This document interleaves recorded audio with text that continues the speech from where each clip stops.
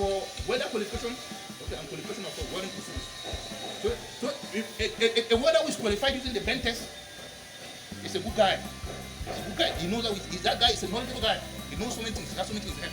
But sir, so another can see pass the radio and see fail the bend test. That is what I'm saying. Radiography is just going to. Radiography is what radiography does. It just checks if you have any dirt. I'm calling it dirt. What do you call the indication? Okay.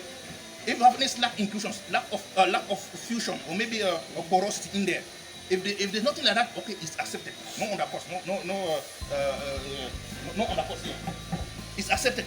But it doesn't tell you if the mechanical, if the microstructures are the adequate microstructures that are required.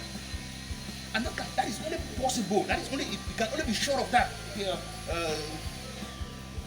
you want to test it and be sure of it, that the microstructures are okay, use the bend test. You tell that okay, that is the welder, respected that welding procedure. The heat input was right in the service meter. That is a knowledgeable guy. You understand that I'm not just welding this stuff. That's why you see on many some projects done, okay, and then before they get into services, maybe the project was maybe the last 5 years, 2 years, this program already. Because you maybe find the structural components developing cracks all over. Why? Because the processes were not respected. The welders, maybe some of the inspectors maybe just rely on the radiography. Okay, maybe the ultrasonics. But if they do not have those guys who are knowledgeable, that problem will have problem. Sorry, that project will have problem in the nearest future. They will not see that then.